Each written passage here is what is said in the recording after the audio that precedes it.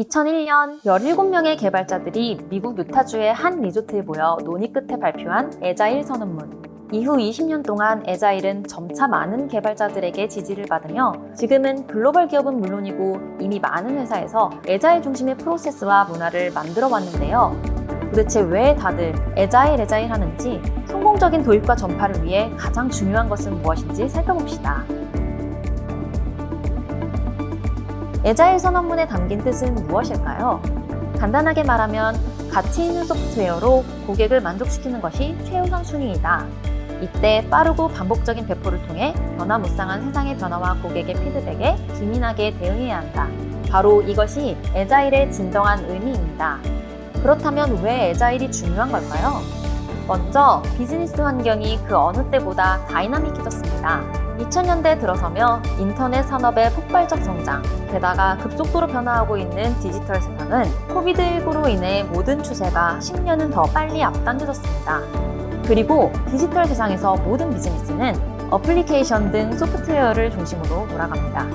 이제 소프트웨어가 비즈니스 그 자체인 시대에 접어든 것이죠. 이런 상황에서 소프트웨어 개발은 이전보다 가볍고 유연한 방식으로 접근해야 할 필요가 분명해졌습니다. 과거의 개발 방식을 볼까요? 디지털 전환 이전의 안정적인 경영 환경에서 소프트웨어 개발 방식은 한마디로 빅뱅이었습니다.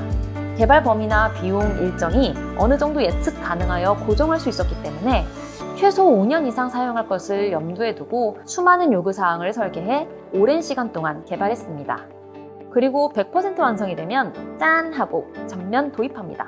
하지만 지금은 어떤가요? 고객 니즈와 외부 환경이 시시각각 변하고 있는 오늘날 이대로 했다간 뒤처지기 일쑤입니다. 디지털 시대에 접어들며 이제 기업들은 완벽주의를 버리고 속도에 집중하기 시작했습니다. 최소 기능을 선보인 후 시장 반응을 보고 불필요한 것들은 과감히 없애고 반대로 더 고도화가 필요하면 바로 도입하는 시기죠.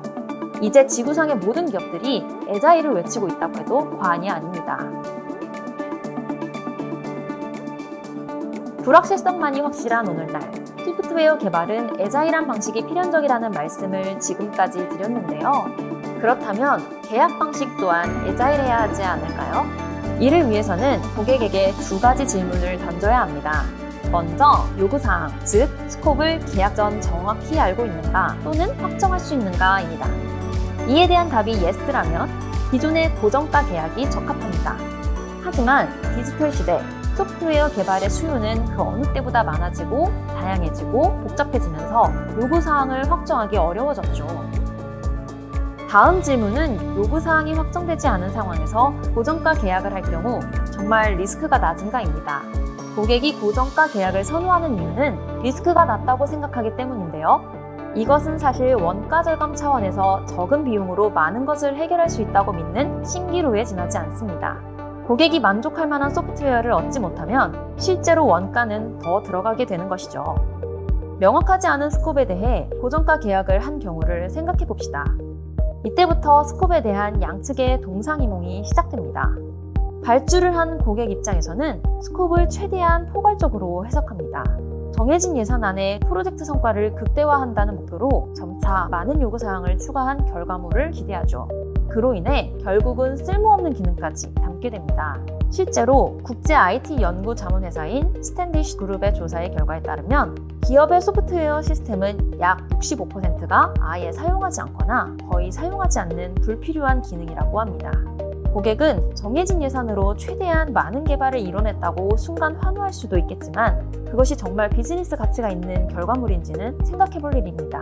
한편 수행사는 최대한 보수적으로 스콥을 잡고 최소한의 자원을 투입해야 이익을 얻을 수 있는 정반대의 상황에 놓여 있습니다. 고객의 요구사항이 계속 추가되거나 업무량을 잘못 산정하게 되면 그 위험을 고스란히 떠안아야 하죠. 그래서 이것이 고객에게 어떤 가치를 줄 것인가, 고객이 정말 만족스러워할까에 집중하기보다는 이 내용은 계약된 사항인가와 같이 계약서 안에서만 움직이게 됩니다. 심지어 워터폴 형태로 순차적인 접근을 하다 보니 고객 입장에서는 개발 막바지에 이르러서야 겨우 실체를 확인할 수 있습니다. 그런데 만약 최종 단계에서 고객이 문제를 제기한다면? 이 때문에 전체 과정을 뒤집어야 하는 상황이 발생한다면? 끝내 결과물에 대한 합의를 이뤄내지 못하면 누구 하나 웃을 수 없는 모두가 지는 상황으로 치닫게 됩니다. 이처럼 고정가 계약 같은 전통적 계약 방식은 빠른 배포와 피드백, 지속적인 개선을 통한 가치 있는 소프트웨어의 개발이라는 하나의 목표로 협업하는 것을 방해하고 고객과 수행사 간 갈등 구조를 필연적으로 만들어냅니다. 변경이 필요한 순간 고객과 수행사 간 예산안에서 다 해주기로 했잖아. 무슨 소리? 스코프에 없던 일인데 같은 실랑이가 벌어지며 서로 맞서게 되는 것이죠. 정리하면 다이나믹한 디지털 시대에는 요구사항의 확정이 어렵고 따라서 고정가 계약을 할 경우 리스크가 오히려 더 커질 수 있습니다. 그렇다면 대안은 무엇일까요?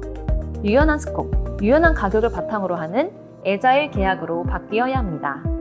애자일 계약 방식은 소프트웨어 개발에 애자일을 적용하게 됨에 따라 디스커버리 단계, 스프린트 단위로 예상 가능한 스코프별 맨 먼스를 확정해서 계약하고 진행 상황에 따라 유연하게 스프린트를 변동해 나가는 방식입니다.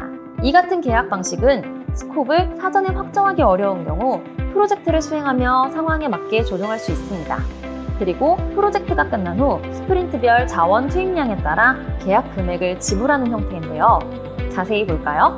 스프린트 1에 대해서는 투입 맨먼스를 확정하되 이후 스프린트에 대해서는 투입 맨먼스를 확정하지 않고 프로젝트를 진행하는 동안 고객과 수행사의 합의에 따라 유동적으로 스프린트 진행 여부 및 스프린트별 투입 인력을 정하게 됩니다. 그런 다음 투입 시간에 따라 실비를 지급하는 것이죠. 이를 위해서는 패러다임의 전환이 필요합니다. 진정 가치 있는 소프트웨어를 개발하려면 고객의 현재 상황과 업에 대해 충분히 함께 이야기하고 이해하는 작업이 우선되어야 합니다. 즉, 고객의 목적에 대한 논의가 일의 시작이고 목적 달성 여부를 일의 끝으로 삼아야 합니다. 고객이 우리를 코-이노베이터, 코-크리에이터로 받아들이면 수직적 가불관계가 아닌 수평적 협업 구조를 바탕으로 일에 집중할 수 있습니다.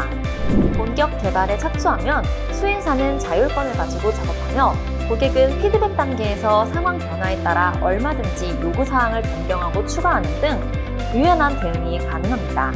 다만 이 같은 방식은 고객이 위험을 부담해야 하기 때문에 수행사에 대한 신뢰가 없으면 받아들이기 어렵습니다. 신뢰는 투명성과 책임이 바탕이 되어야 만들어집니다. 수행사는 고객이 애자일 방식과 애자일 계약의 효익을 느낄 수 있도록 스프린트별 리뷰와 피드백을 통해 투명하게 공유하고 전문가로서 고품질의 서비스 제공을 위해 최선을 다해야 합니다. 이때 필요한 것은 무엇? 바로 스피드입니다. 빠르게 배포하고 반응에 따라 즉각 개선해 나가며 품질을 높여야 합니다. 즉, 주기적으로 짧은 기간의 피드백 단계를 설정, 되풀이 시점마다 수행사는 실제로 작동하는 결과물을 선보이고 계속 품질을 높여 나가고 있다는 노력을 보여주어야 합니다. 정리하겠습니다. 디지털화가 가속화됨에 따라 Every business is software라는 말이 있을 정도로 소프트웨어의 가치가 중요한 시대, 애자일 방식의 소프트웨어 개발 방식에 적합한 애자일 계약 방식으로의 패러다임 전환이 반드시 필요한 시점입니다. 계약은 모든 일의 시작점입니다. 계약 방식은 근본적으로 일하는 방식에 영향을 미치게 됩니다. 그리고 디지털 시대의 소프트웨어 개발은 필연적으로 애자일한 방식을 추구해야 합니다. 그렇다면 협업을 통해 진정한 가치를 만들어낼 수 있도록 계약부터 애자일하도록 고객을 설득해보면 어떨까요? 물론 그 출발은 충분한 신뢰관계가 바탕이 될 것입니다.